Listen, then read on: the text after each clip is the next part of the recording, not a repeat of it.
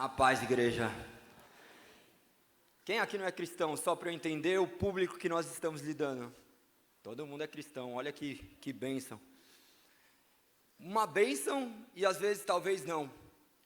Porque quem aqui convidou algum amigo que não era cristão para vir aqui?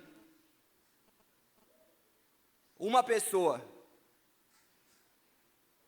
Duas, três, dá para contar nos dedos de uma mão. Nós somos o quê? Igreja. Nós estamos dentro de um templo. Nós temos que cumprir nosso papel lá fora. Nós tínhamos responsabilidade de colocar alguma pessoa que não é cristã aqui. Nós tínhamos essa responsabilidade porque é o mundo que você vive, é o mundo que você habita e é o legado que você vai deixar para a sua família, para o seu filho. E nós estamos falando aqui de igreja apostólica. Sua família é uma igreja. Vocês se reunindo formam o corpo de Cristo. Nós reunidos formamos o corpo de Cristo. Talvez vocês tenham falhado nessa função. Não sintam isso como uma cobrança, mas sintam que vocês podem fazer mais do que vocês têm feito. Como bons cristãos que nós somos, vamos fechar os olhos e nesse momento suplicar por perdão por tudo que nós fizemos de errado, por tudo aquilo que nós deixamos de fazer. Ó Pai, nesse momento, Senhor, que não seja mais eu, mas seja somente o Seu Espírito, que as pessoas possam enxergar aqui o que Você deseja para o reino. Estamos aqui nesse momento, Pai, entregando o nosso melhor a Ti. Sabemos que a Sua vontade é boa, perfeita e agradável. Talvez nesse momento Você tenha preparado cada pessoa que está aqui para que eles possam implantar igrejas lá fora, ó Pai. Eu oro e Te agradeço, Pai, por esse lugar que Você preparou, por esse momento que Você preparou, ó Pai. Que Você possa, Pai, trazer discernimento, sabedoria, paz, cura para cada um dos que estão aqui presentes. Que hoje seja um tempo de restauração em cada família. Que hoje Deus possa falar através de todos os Seus ministros o quanto é necessário a gente lutar e perseverar para que o mundo seja realmente vencido, ó Pai. Porque esse mundo nós sabemos de quem pertence. É assim, Pai, que eu Te oro e Te entrego esse meu culto, ó Deus. Em nome de Jesus, ó Pai. Amém. Vai ficar mais bonita a minha voz? Não sei se vocês me conhecem, mas também não é importante me conhecer. O importante é conhecer o que Deus fez na minha vida. Porque quando nós estamos aqui não é mais um homem. E muitas vezes a igreja olha para cá como um homem. Você hoje pode olhar um homem transformado. Quem me conhece, o meu passado, eu vou falar um pouquinho sobre isso. Vai falar assim, nossa, como que esse cara está falando de Deus?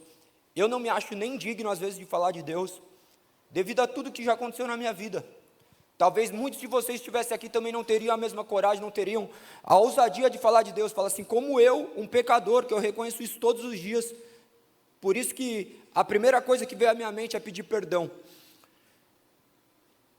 Minha história é muito louca, né?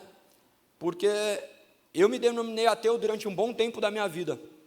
Eu vim de uma família espírita, com católico, com evangélico, aquela bagunça brasileira, sabe? Que cada um acredita que Deus é o único e está lá e pronto, e todo caminho leva a Deus. Quem é cristão sabe que o único caminho que leva a Deus é o Pai.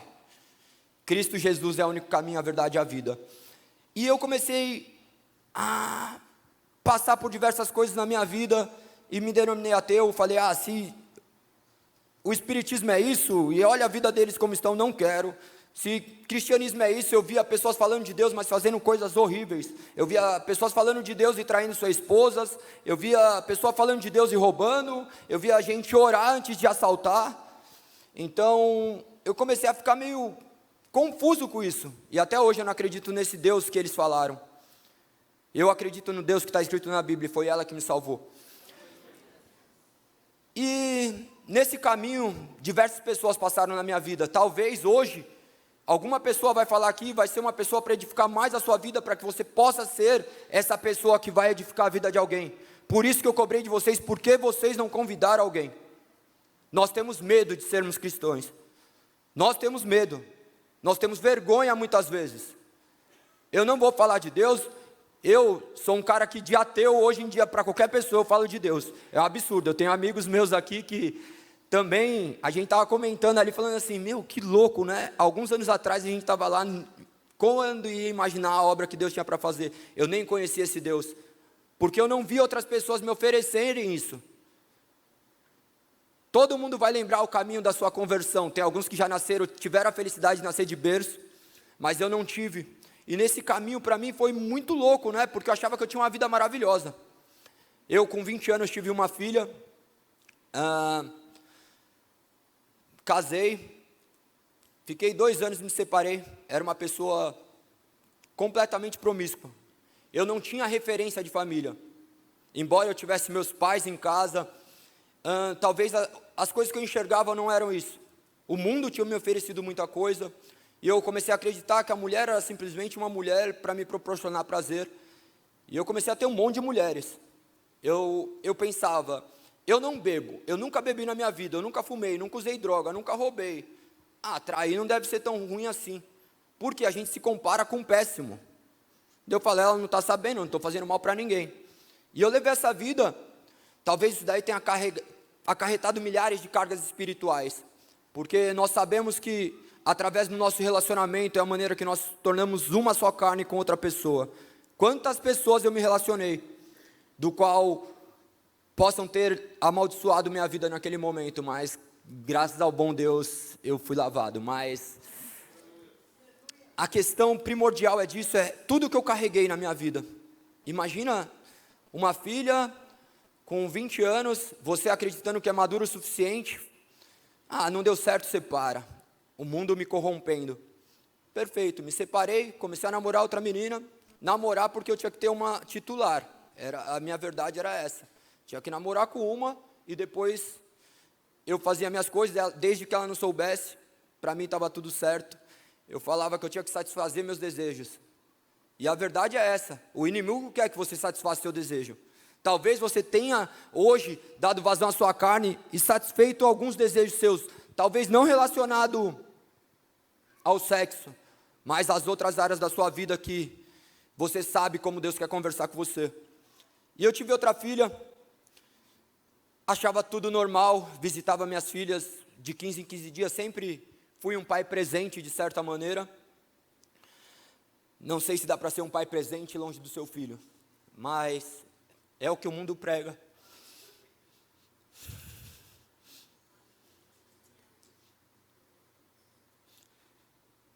Quando eu tive minha outra filha, fruto de outro relacionamento, eu decidi não casar.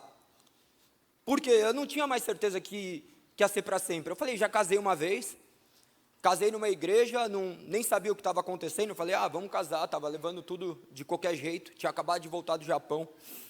Morei 1 ano no Japão, voltei, vamos casar, casei, foi de qualquer jeito, separou, vai lá, faz o divórcio, é bem simples, pronto. Meu outro relacionamento, só queria namorar. Teve um dia que até se reuniram depois que tinha nascido minha filha e falaram assim, tá na hora de você amadurecer, de vocês casarem. Eu falei assim, não vou casar.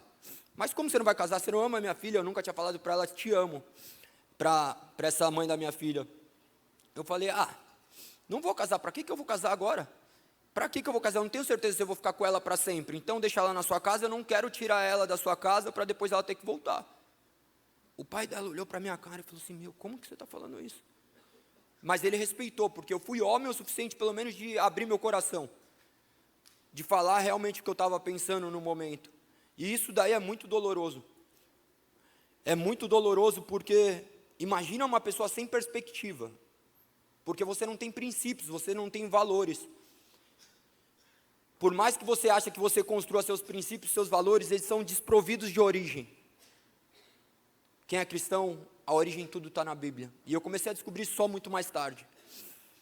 E esse relacionamento foi continuando aos trancos e barrancos. Minha filha, com 2 anos, eu descobri que ela tinha uma síndrome. Ela teve uma bronquiolite e foi para o hospital. A gente descobriu que ela era portadora de uma síndrome, chama Síndrome de Williams. Quem acompanha as redes sociais já deve ter visto a Luísa, ela é fantástica. e ela teve que operar o coração. Ela operou o coração, foi tudo bem. Depois, com 4 anos, ela teve que operar o coração novamente. E eu já era ateu, tá? Para vocês entenderem como funcionava a minha cabeça. Aí eu olho e falo, que louco, né? Vai operar novamente. O médico falou para mim, talvez seja o último dia da sua filha nessa próxima cirurgia. Eu, como ateu, eu pensava, vai acontecer o que o universo desejar, o que a natureza desejar. Eu não entendia que eu já enxergava a natureza como primordial na minha vida. Essa revelação só foi me dada depois que eu conheci o Evangelho. Eu falei assim, enquanto todo mundo estava desesperado, eu estava calmo, falando assim, vai ser feita a vontade da natureza, eu não tenho como brigar. Eu contratei o melhor médico, ela não tinha plano, contratei o melhor médico para operá-la, e eu falei, vai acontecer o que a natureza permitir, não vai adiantar eu ficar aqui me acabando. Eu já era atleta, nessa época eu lutava ainda. Não vai adiantar eu sair na rua, tentar extravasar, eu tenho que simplesmente descansar que a natureza é sábia. A cirurgia dela não era de urgência, por exemplo, vai ter que operar. Marcou a cirurgia, no outro dia, em determinado dia tinha que fazer. E eu me lembro que um dia antes, eu saí para brincar com ela no parque. Foi eu, ela e a Luana, a minha filha mais velha. E eu brinquei com a minha filha como se fosse o último dia.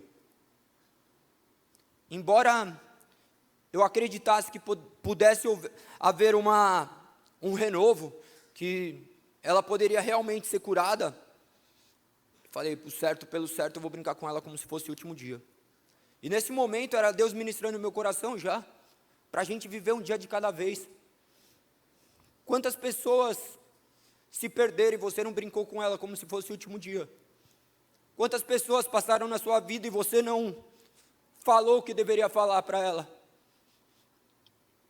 Felizmente, deu tudo certo, aconteceu a cirurgia, foi tudo bem. E eu vi as pessoas olhando e me julgando, né? Falando assim, você era o pai, você não viu sua filha sair para a sala de cirurgia, porque eu não consegui ficar lá. Eu falei, não vou ficar aqui, eu vou sair. Você é o pai, por que você não vê ela indo para a sala de cirurgia? Porque, no meu entendimento, eu não queria ver aquele momento que talvez pudesse ser o último dela. Falei, eu vou guardar o que foi bom. E as pessoas, quando você fala que você é ateu, as pessoas não vão olhar para você como elas serem culpadas disso. Porque se tem algum ateu do seu lado, se tem alguma pessoa que não acredita em Deus do seu lado, você é culpado disso. Porque talvez ele não veja Deus na sua vida.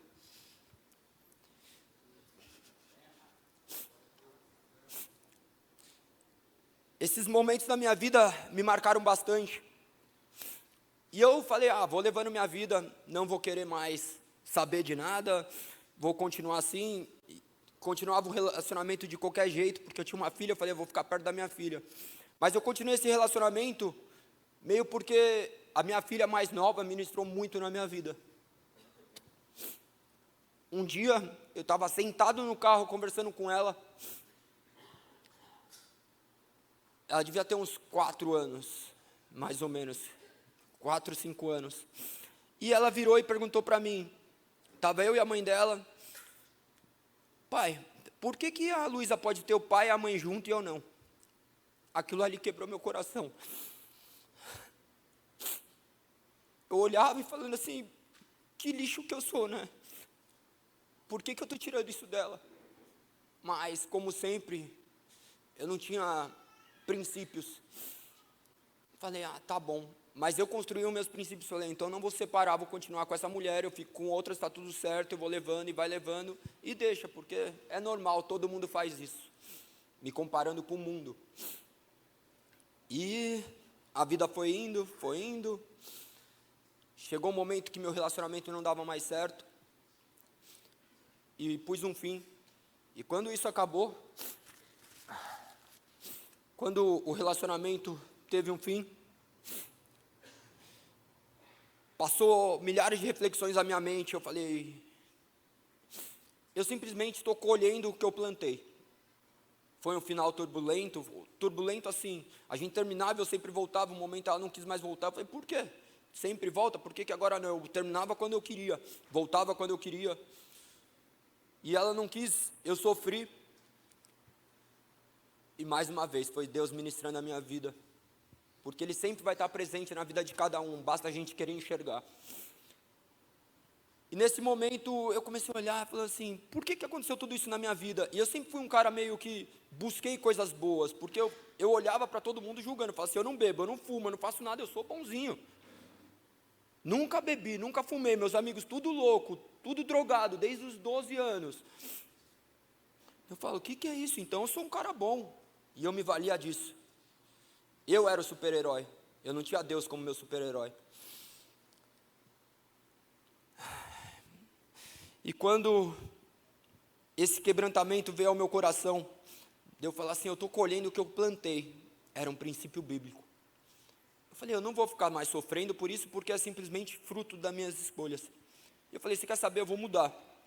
Eu comecei a mudar minha maneira de agir, minha maneira de tentar enxergar o mundo, e eu tinha colocado na minha cabeça que eu não ia atrair mais as mulheres, mas ainda continuava um pouco promíscuo, queria ter um monte de mulher. Chegou um momento da minha vida que eu estava levantando à noite sozinho, eu morava na casa dos meus pais, morava eu, meu pai, minha mãe, meus irmãos já tinham saído de casa, eu sou o mais velho ainda. Eu falei, eu vou ficar aqui é bom, eu tenho comida, a mulher que me ama, que deixa eu sair com outras mulheres, eu volto para casa, está tudo certo, respeita. Perguntavam para mim, falavam, a mulher da minha vida está aqui, eu achava que ia ficar o resto da minha vida com meus pais. E eu fiquei lá um tempo entendendo que Deus nem existia, falando, isso daqui é a vida maravilhosa. Eu achava que a minha vida era perfeita. Se alguém viesse falar de Deus para mim, eu falava, você está louco, a vida que eu tenho? Eu tinha o carro que eu queria, a mulher que eu queria, tudo que eu queria, não existia outra vida melhor para mim. Foi então que algumas coisas aconteceram. Eu faço parte de um grupo que chama Mahamudra, e lá as pessoas professam muito a questão de espiritualidade, de relacionamento com o divino, meio que alguns nem sabem o que eles estão fazendo, mas naturalmente eles estão falando de Deus. E minha vida começou a ser ministrada ali, eu tinha alguns amigos que eram cristãos. O Feijão do Alcubo, não sei se alguém conhece. Ele é um cara que eu conheço há muito tempo e ele sempre ministrou muito a minha vida. Nesse tempo que eu era todo perdido, ele estava ali falando uma palavra de carinho, de amor, nunca colocando Deus de maneira agressiva. Ele passava por alguns problemas, e eu falei assim, como que você se relaciona com isso? Como você está se relacionando com isso? Ele, eu passo por isso daqui com honra e glória, porque Deus é bom comigo, eu não posso fazer nada de errado, porque Deus quer que eu siga o caminho correto. E esse problema dele era um problema de divórcio. Ele estava passando por uma transição na vida dele, que ele não tinha mais um relacionamento com a esposa, e ele ficou acho que 2 ou 3 anos, não sei precisar o tempo exato, mas ele permanecia com ela, orando, pedindo ao Senhor um direcionamento, porque quem é cristão sabe que o quão difícil é ter um relacionamento destruído. E eu vi ele fazer aquilo, e eu falei assim, não, vem aqui, eu vou te levar nos lugares que você vai passar tudo isso. Ele falou assim, não é isso que Deus quer para a minha vida. E eu comecei a olhar ele diferente. Ele me chamava para ir para a FEBEM, ajudar as pessoas lá. Eu falei assim, vamos lá, eu vou soltar uma bomba, porque eu não acreditava em Deus. Eu falei assim, eu queria ser delegado. Eu falei assim, vamos lá, a gente solta uma bomba, acabou, o mundo melhora. Eu não acreditava na restauração do ser humano. E isso acabou acarretando milhares de coisas na minha vida, porque o exemplo dele começou a edificar minha vida, sem ele perceber. Eu estava mudando minha maneira de falar, minha maneira de agir. Então eu conheci a parte mais bonita da minha história, que é a minha atual esposa. Uma mulher que mudou completamente minha vida, porque Deus permitiu. Foi aí que tudo começou.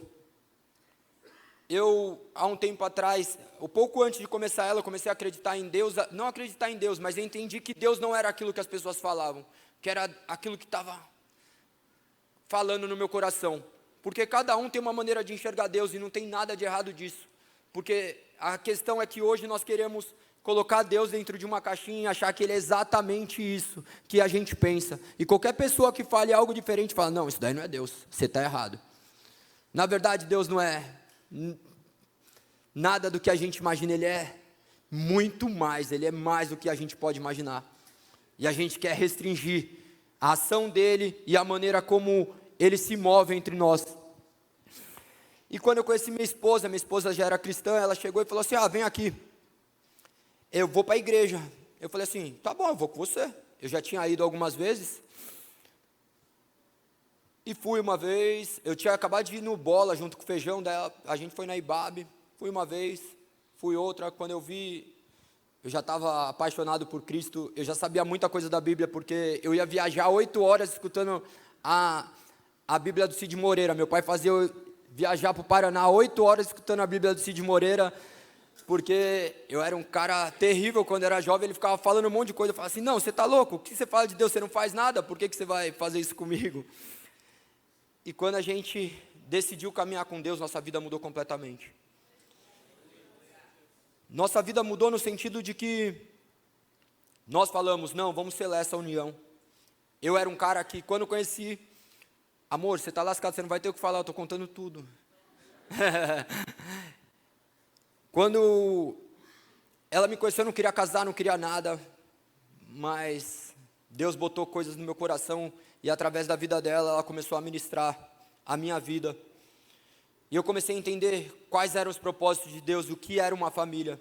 Ela falava: não, você não pode morar na casa da sua mãe, você tem que ter sua casa. Eu falei assim: para que ter minha casa? Ela está louca, essa mulher.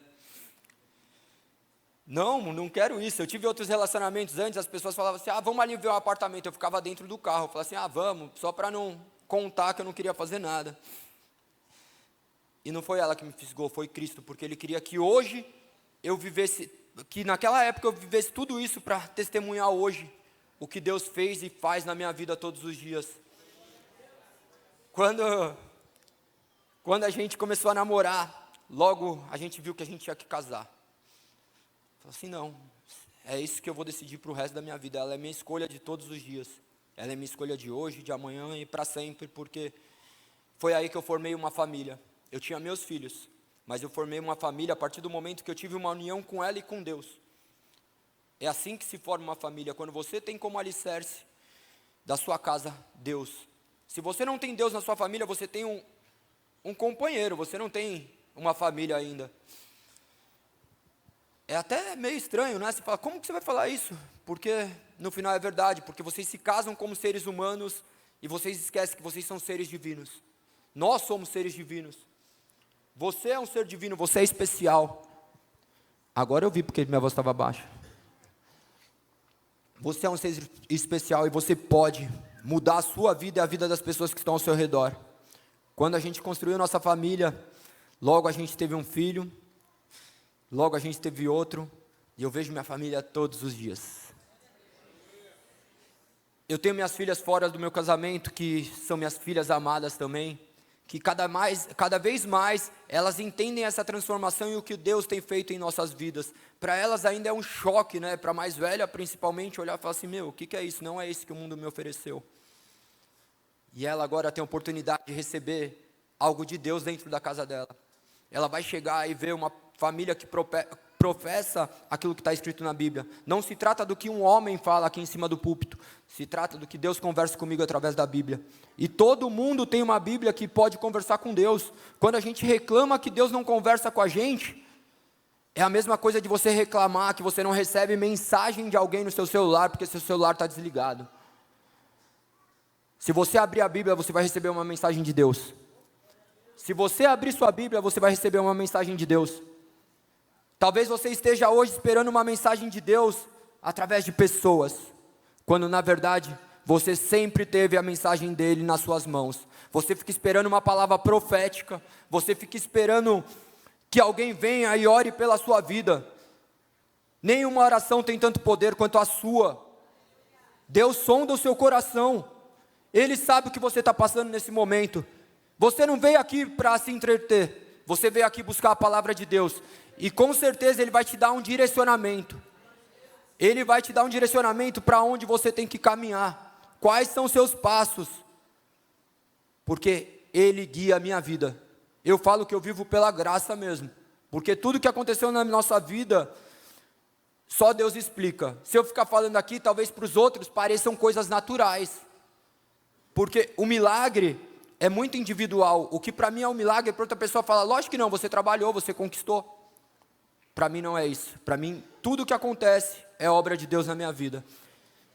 Desde quando eu nasci, desde todas as vezes que eu estava lá perdido, Deus estava cuidando de mim. Eu queria ser delegado para matar bandido. Eu cheguei aí para a prova oral, eu estudava bastante. E Ele não permitiu isso. Ele não permitiu por quê? Eu pensava assim, se eu tirar a vida de uns bandidos, se Deus gosta disso, Ele vai gostar, eu estou acabando com o mal do mundo. Só que o mal Ele quer restaurar. Da mesma maneira que Ele tem restaurado a minha vida, Ele quer restaurar a vida de qualquer pessoa, porque não existe diferença entre pecados. O que você talvez tenha feito no secreto, Deus quer conversar com você nesse momento, e falar que você não precisa nada disso. Você é mais forte que isso, você tem que vencer a sua carne todos os dias. Todos os dias eu tenho milhares de lutas, mas quem vê minha vida, talvez no Instagram, vê com a minha mulher, não sabe as lutas internas que eu tenho, não sabe o que passa na minha cabeça, mas Deus sabe o que está passando no seu coração, Ele sabe porque você veio aqui, e Ele vai te dar uma resposta, Ele vai te dar uma resposta, porque a resposta só vem dEle. Não esperem de homens o que só Deus pode te dar. Talvez você esteja hoje olhando e falando, o que faz um cara subir aqui? Não é minha vontade, é a vontade de Deus, porque eu sou submisso à vontade dEle. Se você é submisso à vontade dEle, talvez amanhã você esteja no mesmo lugar que eu, talvez amanhã você esteja na rua falando da palavra de Deus, e não importa para quantas pessoas você esteja falando, Deus quer que você fale dEle, para que você reestruture a sociedade, e a sociedade só vai ser reestruturada através de famílias. Eu vejo vários casais de mão dadas, olha que lindo, isso é uma união, e essa união tem que gerar fruto. O fruto não é somente o seu filho, o fruto é o que você faz ao seu redor. O que vocês têm feito ao seu redor? O que vocês têm feito pelo reino? Porque nós olhamos nosso próprio umbigo, nós olhamos a nossa casa, e a gente esquece que tem pessoas clamando por socorro. Nós esquecemos que tem pessoas que precisam simplesmente de um abraço, e talvez nesse abraço você manifeste Deus na vida dele,